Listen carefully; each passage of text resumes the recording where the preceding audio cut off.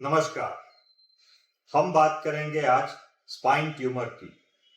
Spine tumour मतलब कि spine में होने वाली गांठ। तो स्पाइन ट्यूमर कई प्रकार के होते हैं। तो पहले तो समझ लेते हैं स्पाइन ट्यूमर मतलब वो कहां कहां हो सकती है। तो अपना जो स्पाइन है, स्पाइन गर्दन से लेके नीचे पूंछ तक जाता है। स्पाइन में क्या क्या चीजें होती है? तो स्पाइन में होती है हड्डी, रीढ़ की हड्डी। हड्डी के अंदर जाता है स्पाइनल कॉर्ड।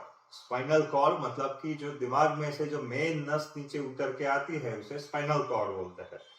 और स्पाइनल कॉर्ड के में से निकल के हाथ और पैर में छोटी छोटी और नसें जाती है। तो इसमें से कोई भी चीज में ट्यूमर हो सकता है। हड्डी में भी हो सकता है, छोटी छोटी नसों में भी हो सकता है, या मेन नस जिसे स्पाइनल कॉर्ड बोलते हैं उसमें भी हो सकता है। अभी ट्यूमर दो प्रकार के होते हैं, या तो कैंसर हो सकते हैं या सादे मतलब कि बिना कैंसर की गांठ हो सकती है। तो ज्यादातर ट्यूमर जो स्पाइनल कॉर्ड में से या फिर नस में से जो निकलते हैं वो ज्यादातर ट्यूमर कैंसर नहीं होते हैं। जो ट्यूमर हड्डियों में होते हैं वो कई बार कैंसर के होने के चांस ज्यादा रहते हैं।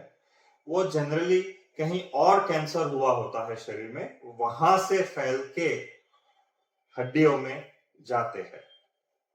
जैसे कि मोस्ट कॉमन पुरुषों में जो होता है वो है प्रोस्टेट का कैंसर। लेडीज में जो होता है वो है ब्रेस्ट का कैंसर, स्तन का कैंसर। ये हड्डियों में फैलने के चांस ज्यादा रखते हैं। ज्यादातर कैंसर जो नस में से निकलते हैं वो सादे ट्यूमर होते हैं, मतलब कि वो फैलते नहीं है। एक बार उसे निकाल दे तो वो वापस भी नहीं आते या आने के चांसेस बहुत कम रहते हैं। जो स्पाइनल कॉर्ड के अंदर से जो निकलता है ट्यूमर्स, जो मेन नस जो होती है उसमें से जो ट्यूमर निकलते हैं वो नॉर्मल ट्यूमर्स भी हो सकते हैं या कैंसर भी हो सकते हैं। लेकिन ज्यादातर लोगों में वो कैंसर होने के चांस कम रहते हैं। तो स्पाइनल ट्यूमर का अगर इलाज हो गया तो रिजल्ट बहुत अच्छा आता है ज्यादातर लोगों में। स्पाइन ट्यूमर के सिम्टम्स क्या होते हैं, मतलब कि लक्षण क्या क्या हो सकते हैं? रीढ़ की हड्डी मतलब कि गर्दन से लेके पूंछ तक जो हड्डी रहती है, तो वहां पे अगर कोई ट्यूमर हो जाता है तो पेन होने चालू होता है। हड्डियों में जो ट्यूमर होते हैं वो कई बार पेन प्रोड्यूस करते हैं। जब सोते हैं तो प्रेशर की वजह से कमर में दर्द हो सकता है, गर्दन में दर्द हो सकता है। अगर मेन स्पाइनल कॉर्ड में अगर ट्यूमर आ रहा है तो फिर चलने में बैलेंस जा सकता है, हाथ में कमजोरी आ सकती है, झुंझुनाहट महसूस हो सकता है, यूरिन का कंट्रोल जा सकता है, लैट्रिन का कंट्रोल जा सकता है, बहुत दम लगाने पे ही लैट्रिन हो, बहुत जोर लगाने पे यूरिन हो। ये कुछ सिम्टम्स होते हैं। बैलेंस एकदम ही बिगड़ जाता है।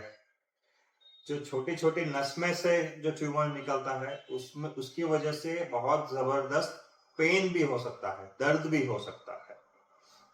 तो ज्यादातर लोग जो हमारे पास आते हैं जिनको स्पाइन ट्यूमर निकलता है एमआरआई करने के बाद, वो पेशेंट्स को कॉमन दिक्कत क्या होती है? तो सबसे कॉमन दिक्कत रहती है चलने में दिक्कत आ जाना।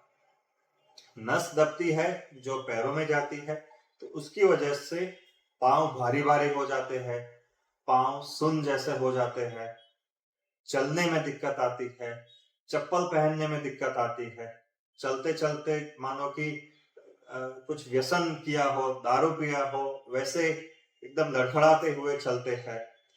और जब हद से ज्यादा हो जाता है, बहुत ही ज्यादा नस दब जाती है, तो पैरालिसिस हो जाता है, चलना बंद हो जाता है, बिस्तर में आ जाते हैं। जांच क्या होगी? डॉक्टर के पास एक बार जाओगे, फिर एमआरआई होगा। क्लिनिकली देखने के बाद पता चलेगा गर्दन में है, पीठ में है कि नीचे कमर में है, जो हिसाब से एग्जामिनेशन होगा वो हिसाब से एमआरआई में पता चलेगा कि कहाँ पे ट्यूमर है। हड्डी में ट्यूमर है, नस के अंदर ट्यूमर है या नस के बाहर ट्यूमर है जो नस को दबाव दे रहा है। इलाज स्पाइन ट्यूमर क्या क्या होता है? इलाज में जनरली जो मोस्ट इम्पोर्टेंट इलाज है वो है सर्जरी। सर्जरी करके ट्यूमर को निकाला जाता है। अगर ट्यूमर कैंसर आता है तो फिर उसमें रेडिएशन, कीमोथेरेपी का रोल आता है। ज्यादातर लोग ट्यूमर के बाद इंप्रूवमेंट ही करते हैं। रिस्क इसमें डेफिनेटली रहता है, रिस्क 2 से 5% रहता है, ये इसमें कोई डाउट नहीं है। लेकिन अगर स्पाइन ट्यूमर है तो 100% उसका इलाज करना जरूरी है और सर्जरी उसका one of the most important treatment है। धन्यवाद।